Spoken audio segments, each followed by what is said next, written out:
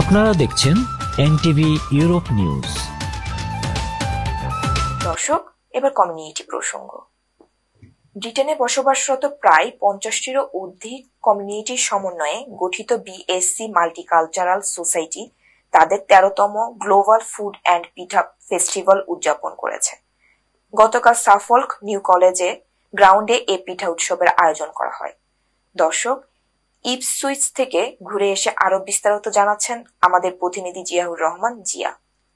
প্রবাসে আমাদের দেশীয় কৃষ্টি ও কালচারকে তুলে ধরার লক্ষ্যে ব্রিটেনে বহুজাতিক সংস্কৃতির গ্লোবাল ফুড অ্যান্ড পিঠা উৎসবে আমাদের দেশীয় পিঠা সকলের নজর কেড়েছে।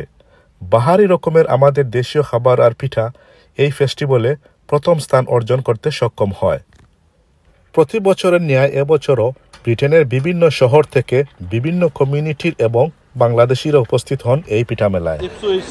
পিঠা মেলাতে আসি, আর তারা এই মেলাটা কিন্তু গত 12 বছর ধরে করা, আর এই যে পিঠাগুলা দিয়ে একটা আমরা বাংলাদেশের প্রমোট করা, তো তারা সবাই আমি থ্যাংক ইউ জানাই অথবা ধন্যবাদ ফর তার অ্যাচিভমেন্ট। পিঠা উৎসবে সংগৃহীত অর্থ বিভিন্ন চ্যারিটি অর্গানাইজেশনে প্রদান করা হবে বলে অনুষ্ঠানে আয়োজক মাহবুবুল আলম শামীম বলেন। Importantly for all the people coming along to make it a success, and you have seen so many stalls here.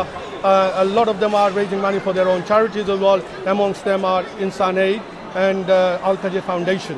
So please, we urge everybody who hasn't been here this year, please come again next year and look out for this Global Food and Pita Festival. বহুজাতিক এই কমিউনিটির মধ্যে আমাদের বাংলাদেশি খাবার এবং সংস্কৃতিকে তুলে ধরার লক্ষ্যে এবং আমাদের আগামী প্রজন্মকে এর সাথে পরিচয় করিয়ে দিতে অনুষ্ঠানে আয়োজক বাশার আলী বলেন, যে গ্লোবাল ফুড এবং পিঠা ফেস্টিভ্যাল এটা কিন্তু দিন দিন অনেক বড়।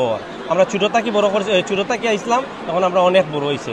তো আমি এইটা মেসেজটা এইটাই দিতাম চাই সবাই রে এবং আমরা নিউ ইয়াং জেনারেশন রে, যে আমরা আসলে এই যে আমরা যারা কমিউনিটিতে আছি এটা আমরা যদি ঐতিহ্যটা ধরে রাখি না, আমরা বাচ্চাইন্তরে আমরা শিখাই না, তাহলে এটা কিন্তু ফেড হয়ে যাবে, এটা কিন্তু আর থাকতো না।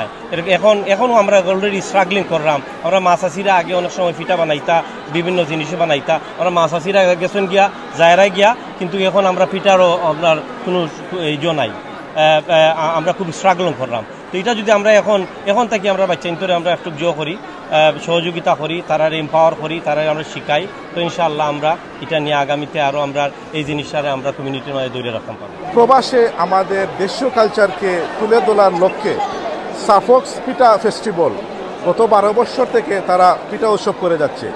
এরকম আয়োজন আমাদের নতুন প্রজন্মের কাছে ইতিহাস হয়ে থাকবে, এটাই সকলের প্রত্যাশা। Ziaur Rahman Zia, NTV Europe news.